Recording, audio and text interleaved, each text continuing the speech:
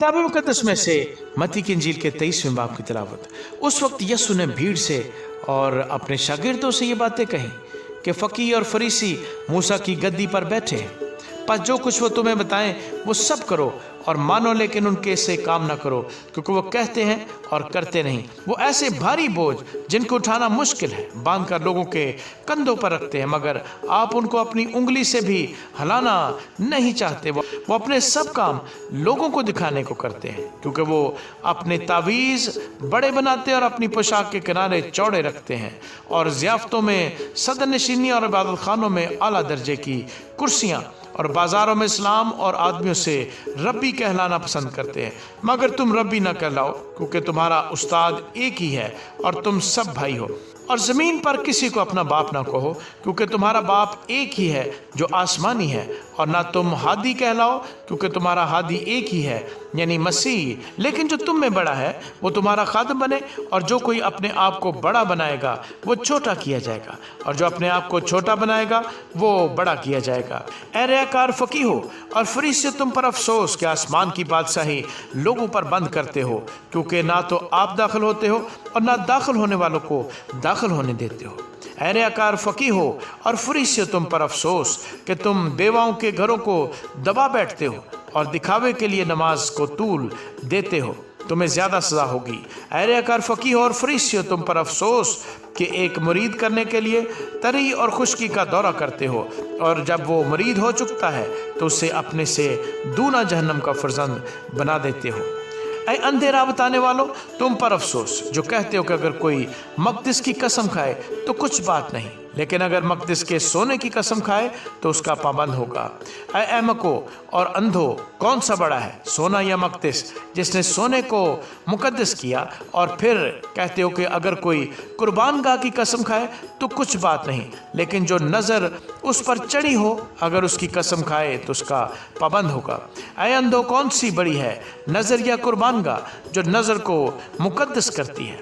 बस जो कुर्बान गाह की कसम खाता है वो उसकी और उन सब चीज़ों की जो उस पर हैं कसम खाता है, और जो मक़दिस की कसम खाता है वो उसकी और उसके रहने वाले की कसम खाता है, और जो आसमान की कसम खाता है वो खुदा के तख्त की और उस पर बैठने वाले की कसम खाता है। ऐ रियाकार फकीहो और फरीसो, तुम पर अफसोस कि पुदीने और सौंफ और ज़ीरे पर तो दैयकी देते हो, पर तुमने शरीयत की ज़्यादा भारी बातों यानी इंसाफ और रहम और ईमान को छोड़ दिया है। लाजम था कि ये भी करते और वो भी न छोड़ते।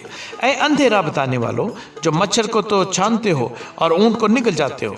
ऐ रियाकार फकीहो और फरीसी, तुम पर अफसोस के प्याले और रकाबी को ऊपर से साफ करते हो, मगर वो अंदर लूट और नापरहेजगारी से भरे हैं। ऐ अंधे फरीसी, पहले प्याले और रकाबी को अंदर से साफ कर, ताकि ऊपर से भी साफ हो जाए। ऐ रियाकार फकीहो और फरीसी, तुम पर अफसोस कि तुम सफ़ेदी फिरी हुई कब्रों की मानद हो, जो ऊपर से तो खूबसूरत दिखाई देती हैं मगर अंदर मुर्दों की हड्डियों और हर तरह की नजासत से भरी हैं।